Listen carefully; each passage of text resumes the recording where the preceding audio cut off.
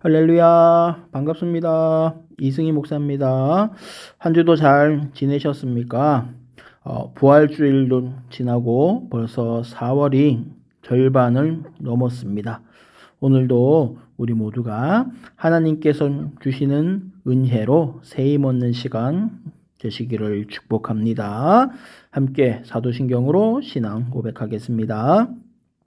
전능하사 천지를 만드신 하나님 아버지를 내가 믿사오며 그 외아들 우리 주 예수 그리스도를 믿사오니 이는 성령으로 잉태하사 동정녀 마리아에게 나시고 본디오 빌라도에게 고난을 받으사 십자가에 못 박혀 죽으시고 장사된 지 사흘 만에 죽은 자 가운데서 다시 살아나시며 하늘에 오르사 전능하신 하나님 우편에 앉아 계시다가 저리로서 산자와 죽은 자를 심판하러 오시리라. 성령을 믿사오며 거룩한 공회와 성도가 서로 교통하는 것과 죄를 사하여 주시는 것과 몸이 다시 사는 것과 영원히 사는 것을 믿사옵나이다. 아멘. 찬송가 366장입니다. 어두운 내 눈 밝히사.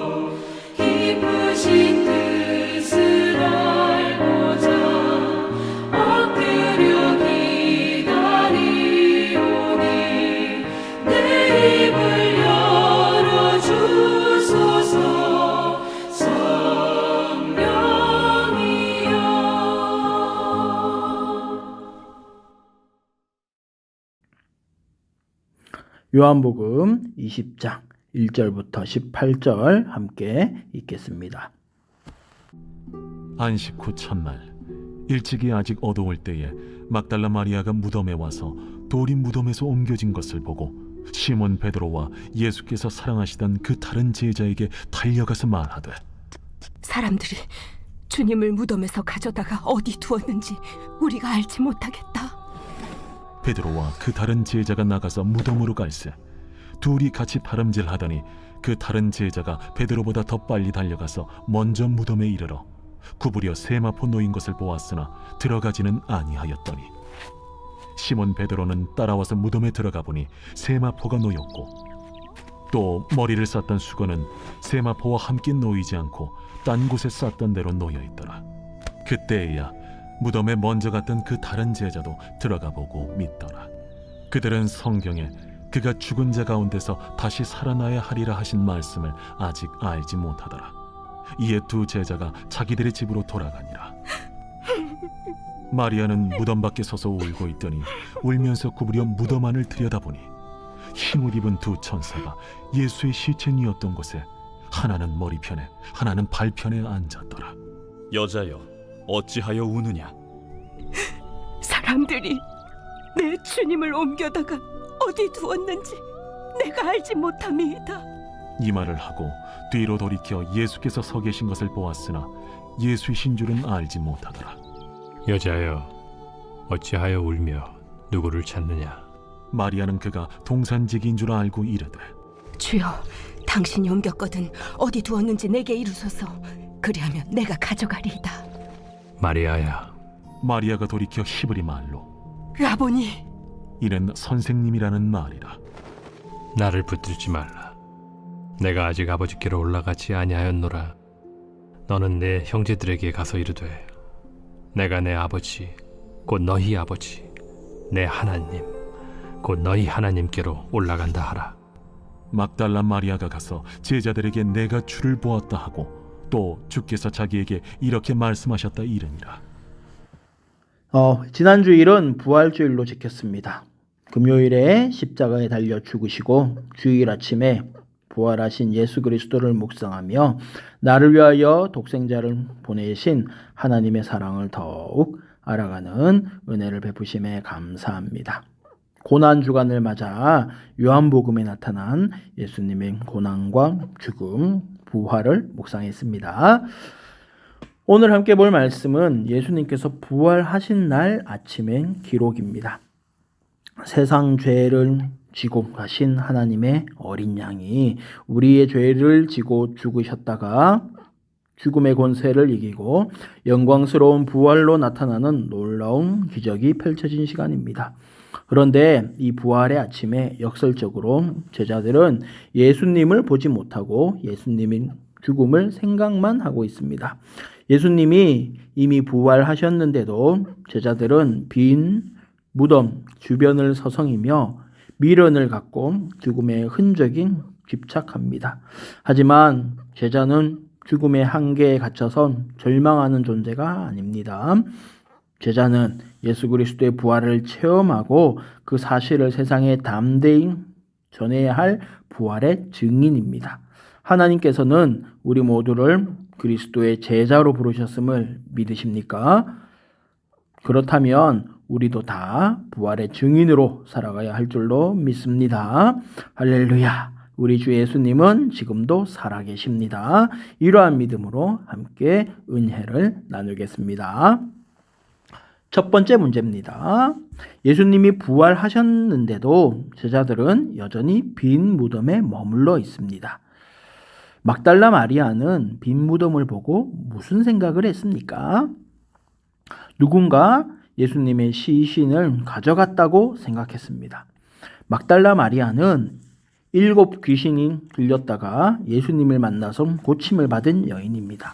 예수님 곁에서 동고동락하면서 무슨 일이 있어도 예수님을 지키겠다고 호언장담했던 제자들은 예수님이 잡히시던 날 밤에 모두 도망가 버렸지만 오히려 이 막달라 마리아는 예수님의 십자가 곁을 끝까지 지키고 있었습니다.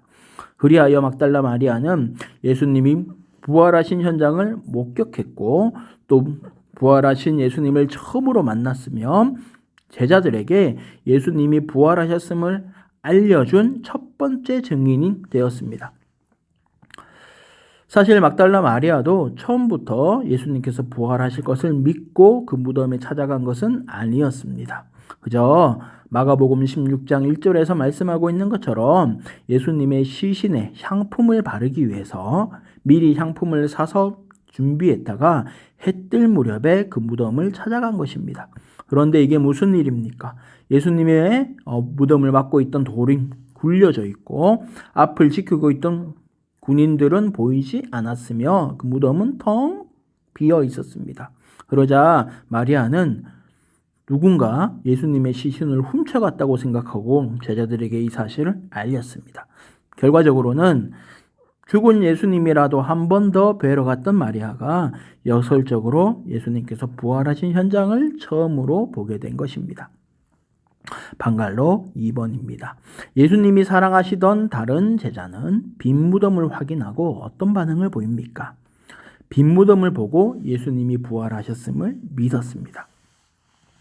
예수님이 사랑하시는 제자라는 이 표현은 요한복음에 여러 번 나옵니다. 요한복음을 기록한 사도 요한이 스스로의 이름을 밝히지 않으려고 이런 표현을 쓴 것으로 보입니다. 즉 마리아로부터 소식을 듣고 제일 먼저 무덤에 도달한 제자는 사도 요한입니다. 그는 베드로보다 먼저 무덤에 도착했지만 무덤 안으로는 들어가지 못했습니다. 결국에는 과감한 베드로가 늦게 도착했지만 요한보다 먼저 무덤 안으로 들어갑니다. 그리고 베드로가 들어간 후에 뒤따라 무덤에 들어간 요한은 빈 무덤을 살펴보고 예수님이 부활하셨다는 것을 알게 됩니다. 그 증거가 무엇이냐면 예수님의 시신을 말아서 쌌던 세마포가 무덤 안에 놓여 있고 머리를 쌌던 수건도 다른 곳에 곱게 개어 있는 것을 봤기 때문입니다. 만약 누군가 시신을 도둑질했다면 세마포에 쌓인 채로 가져갔지 않겠습니까? 급박하게 훔치는데 시신을 싸고 있는 세마포를 곱게 풀어서 정리해 놓고 가지는 않을 것이기 때문입니다. 그래서 요한은 무덤의 상태를 보고 예수님께서 다시 살아나셨음을 알았습니다. 방갈로 3번이죠. 예수님이 사랑하시던 제자의 믿음에는 어떤 한계가 있습니까? 예수님이 다시 살아나셨다는 사실은 알았지만 구약에 예언한 대로 구원을 이루는 특별한 부활이라는 사실은 미처 깨닫지 못했습니다. 요한은 처음에는 겁이 나서 무덤에 들어갈 수 없었지만 빈 무덤을 들여다보고 세마포와 머리 수건이 곱게 놓여 있는 것을 보자 시신을 도둑 맞은 것이 아니라 예수님이 부활했을 거라는 생각을 하게 됩니다. 하지만 그 생각이 구약 성경에 기초를 둔 완전한 믿음은 아니었습니다. 제자들은 나중에 부활하신 예수님을 만나고 나서야 예수님께서 구약에 예언한 메시아며 하나님의 독생자이자 세상 죄를 지고 가신 하나님의 어린 양이라는 사실을 알게 되었습니다. 비록 빈 무덤을 보고 나서 갖게 된 의심 어린 믿음이 완벽하지는 않을지라도 온전한 믿음을 향한 첫걸음인 것은 분명합니다. 부활의 증인은 하루아침에 만들어지지 않습니다. 부활하신 예수님을 반복해서 만나는 것이 중요합니다. 다시 말해 하나님의 말씀 안에서 예수님을 발견하고 반석과도 같은 그리스도의 약속의 말씀 위에 굳건하게 설 때에 비로소 온전한 믿음에 이룰 수 있습니다. 오늘 본문을 보면 베드로와 요한은 예수님은 이미 부활하셨는데 빈 무덤을 살펴보며 어떻게 된 일인지 우왕좌왕하는 모습을 보입니다. 우리들도 마찬가지입니다. 많은 사람들은 여전히 예수님을 무덤에서 찾으려고 합니다. 빈 무덤에서 애써 죽음의 흔적을 찾는 것이 아니라 삶 속에서 부활을 묵상하고 나타내는 것이 믿음입니다. 예수님의 부활이 내 삶에서 어떤 의미를 지니고 있는지, 그것이 내 삶에 어떤 영향을 주고 있는지 한번 생각했으면 좋겠습니다. 자, 2번 문제 보겠습니다. 부활하신 예수님이 절망하는 마리아 앞에 나타나십니다. 마리아가 무덤에서 울고 있는 이유는 무엇입니까? 마리아의 생각이 죽음의 한계에 갇혀 있었기 때문입니다. 그래서 부활하신 예수님을 직접 만나면서도 그분이 예수님이라는 사실을 알지 못했습니다. 마리아가 무덤 밖에서 울고 있던 이유는 무덤에 예수님의 시신이 없었기 때문입니다. 빈 무덤은 예수님께서 부활하셨다는 증거인데 마리아는 예수님의 시신이 사라졌다는 것만 생각하고 있습니다. 시신이 사라졌으니 향품을 준비해서 아침 일찍 찾아온 수고가 헛되어서 마음도 아팠을 것입니다. 이처럼 영적인 상상력은 믿음이 없으면 발동되지 않습니다. 아무 근거 없이 자기 마음대로 생각하는 것을 망상이라고 하지만 예수님의 말씀에 근거하여 절망의 상황에서 부활의 소망을 생각하는 이것은 믿음이라고 합니다. 믿음이 없으면 죽음의 한계에 사로잡힐 수밖에 없으며 죽음의 절망에 빠지면 날마다 눈물로 나를 지새울 수밖에 없습니다. 예수님께서 부활하심으로 모든 신자에게 부활의 소망을 주셨음을 믿습니다. 지금 내가 말도 못할 고난과 어려움 가운데 있더라도 우리 주님이 죽음을 이기고 부활하신 것처럼 부활의 주님을 힘입어 우리도 이겨낼 수 있음을 믿습니다. 내게 능력 주시는 자 안에서 말입니다. 방갈로 2번입니다. 부활하신 예수님을 알아본 마리아가 취한 행동은 무엇입니까? 예수님을 붙잡으려 했지만 예수님이 허락하시지 않자 마리아는 곧장 제자들에게 가서 그리스도의 부활을 증언했습니다. 부활하신 예수님이 마리아의 이름을 불러주기 전까지 마리아는 예수님을 동산지기인 줄 알았습니다. 무덤을 지키고 있는 사람인 줄만 알았는데 빈 무덤 안에 있던 천사를 만나고 천사가 예수님께서 부활하셨다는 사실을 알리고 부활하신 예수님께서 마리아를 부르고 만나 주실 때에 비로소 마리아는 예수님께서 부활하셨음을 확신하게 되었습니다. 마리아는 너무나 기쁜 나머지 예수님을 붙들고 늘어지려 했지만 예수님께서는 그렇게 하지 못하게 하시면서 내 형제들에게 가서 부활의 소식을 전하라고 말씀하십니다. 예수님께서 제자들을 내 형제라고 부르신 것은 예수님의 제자들이 십자가와 부활을 통해 만들어진 하나님의 가족임을 말씀하신 것입니다. 마리아는 예수님의 말씀대로 제자들에게 가서 부활의 증인이 됩니다. 예수님의 부활을 증언하면서 새로운 하나님의 가족이 탄생함을 축하한 것입니다. 제자들이 예수님의 형제로 부르심을 받은 것처럼 성도된 우리 모두가 예수님의 형제로 부르심을 받았음을 믿습니다. 내 아버지의 뜻대로 행하는 자가 내 형제요 자매다고 예수님께서 말씀하셨습니다. 예수 그리스도를 믿음으로 말미암아 죄인된 나는 죽고 예수님이 내 안에 거하시고 계시다는 부활의 믿음을 가진 사람만이 예수님의 형제요 자매가 될 수 있습니다. 부활주일은 예수 그리스도의 부활을 기념하는 날입니다. 그런데 꼭 이 부활주일만 아니라 사실 모든 주일은 예수님의 부활을 기념하면서 지키는 날입니다. 유대인들이 지킨 안식일은 원래 토요일이었습니다. 그런데 신약에 와서는 주일로 바뀝니다. 예수 그리스도가 부활한 날을 지켜 하나님을 예배하는 것입니다. 왜 이렇게 바뀌었을까요? 예수 그리스도의 부활이 우리 믿음의 핵심이기 때문입니다. 고린도전서 15장 14절에서 사도 바울은 이렇게 말씀합니다. 그리스도께서 만일 다시 살아나지 못하셨으면 우리가 전파하는 것도 헛것이요 또 너희 믿음도 헛것이며 라고 말씀합니다. 부활이 없다면 우리의 믿음은 헛것입니다. 바꿔서 말하면 예수 그리스도의 부활을 믿음으로 우리의 믿음에 힘이 생긴다는 말입니다. 사도 바울이 바로 이 일의 증인입니다. 그는 부활하신 예수님을 만난 후에 인생이 놀랍도록 변화된 사람입니다. 그리고 이것은 바울만 경험하는 일이 아님을 우리는 다 알고 있습니다. 우리 모두 부활하신 주님을 만나고 인생이 변화되었기 때문입니다. 믿음이 생기고 마음과 생각이 달라졌으며 말과 행동으로 하나님을 예배하는 사람이 되어가고 있습니다.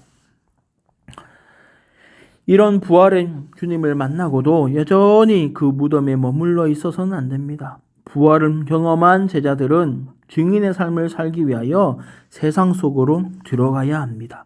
나는 세상 속에서 어떻게 부활의 증인으로 살아가고 있습니까? 고린도전서 1장 21절부터 23절 말씀 보면 바울 사도는 하나님께서 기뻐하시는 전도가 어떤 것인지 말해주고 있습니다. 유대인은 놀라운 기적을 바라고 헬라인들은 논리 정연한 지혜로운 말을 좋게 여기지만 성도가 증언해야 할 것은 오직 십자가에 못 박힌 그리스도라는 사실을 밝히고 있습니다. 십자가에 못 박힌 그리스도를 전하면 유대인도 싫어하고 헬라인도 싫어하기 마련이지만 부활의 주님이야말로 우리에게 능력입니다. 이것은 불신자들이 보기에는 미련한 방법입니다. 반신반의하는 사람들에게 놀라운 이적을 보여주고 화려한 언변으로 설득한다면 더 좋을 것 같은데 하나님께서 기뻐하시는 전도는 오직 십자가에 못 박힌 그리스도를 전하는 것입니다. 신자는 세상의 소금과 빛으로 살아가야 합니다. 어리석고 미련한 삶으로 보일 수 있습니다. 신자는 정직하고 신자는 성실하고 신자는 거룩하게 살아야 합니다. 세상과 다르게 살아가려면 힘이 듭니다. 일주일에 한 번 교회에서 예배 드릴 때만 거룩하게 살아라 하면 그렇게 살 수도 있겠는데 그 시간뿐만 아니라 세상 속에서 살아가는 모든 순간순간을 거룩하게 살아라 하시니 힘이 듭니다. 그러나 부활의 주님을 만난 막달라 마리아처럼 여러 제자들처럼 사도 바울처럼 우리도 부활의 주님을 만나 우리가 변화될 때에 그러한 삶을 살 수 있음을 믿습니다. 내 힘으로 사는 것이 아닙니다. 하나님께서 주시는 힘으로 사는 것입니다. 오늘 부활의 주님께서 우리 모두를 만나 주셔서 다시금 은혜 베푸시는 시간 되시기를 예수님의 이름으로 축원합니다. 중보 기도합니다. 부활주의를 맞이하여 많은 이들이 예배당을 찾았습니다. 이번 한 번으로 그치는 것이 아니라 하나님의 백성들이 매일 주일마다 예배를 사모하여 모이기에 힘쓰게 하시고 부활의 능력으로 살아가게 하옵소서. 이 나라를 위하여 기도합니다. 대통령이 바뀌는 과정 중에 혼란이 없게 하시고 하나님을 두려워하는 정치를 펼칠 수 있게 도와주옵소서. 경제가 건실하게 성장하여 생계에 어려움을 겪지 않게 하옵소서. 담임 목사님을 위하여 기도합니다. 기도와 말씀에 능한 목회자, 성령 충만한 목회자가 되게 하시고 성도를 향한 기도, 교회를 향한 기도가 다 응답되게 하옵소서. 아이들로부터 어른에 이르기까지 보합의 모든 지체들을 지켜주옵소서. 건강을 지켜주시고 영혼을 지켜주셔서 더 이상 코로나를 두려워하지 않고 마음껏 하나님을 예배할 수 있도록 우리의 마음을 뜨겁게 하옵소서. 선교사님들을 위하여 기도합니다. 코로나와 전쟁으로 어려운 시기에 현지의 성도들과 선교사님들을 지켜주옵소서. 또한 선교의 문을 열어주셔서 귀국한 선교사님들도 모두 사역의 현장으로 돌아가게 하옵소서. 우리 함께 기도하겠습니다.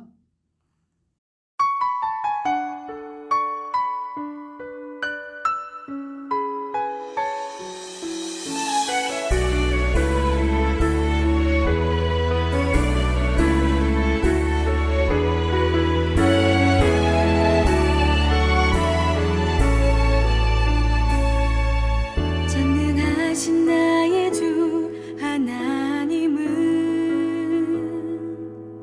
능지 못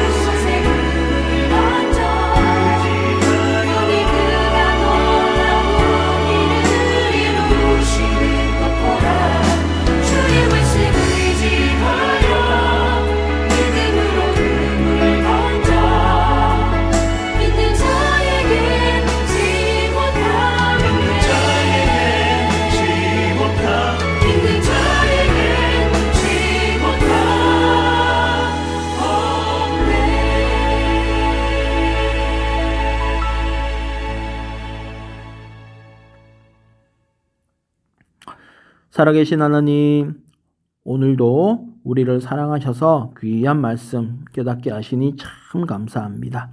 좋은 교회로 인도하여 주시고 좋은 목사님을 만나게 하셔서 말씀으로 잘 양육되게 하시니 또한 감사합니다. 요한복음의 말씀을 함께 봅니다. 우리 모두 부활의 주님을 믿음으로 변화되어 예수님의 제자로 살아가게 하옵소서. 예수님의 이름으로 기도합니다. 아멘. 하늘에 계신 우리 아버지여, 이름이 거룩히 여김을 받으시오며 나라의 임하옵시며 뜻이 하늘에서 이룬 것 같이 땅에서도 이루어지이다. 오늘날 우리에게 일용할 양식을 주옵시고 우리가 우리에게 죄 지은 자를 사하여 준 것 같이 우리 죄를 사하여 주옵시고 우리를 시험에 들게 하지 마옵시고 다만 악에서 구하옵소서. 대개 나라와 권세와 영광이 아버지께 영원히 있사옵나이다. 아멘.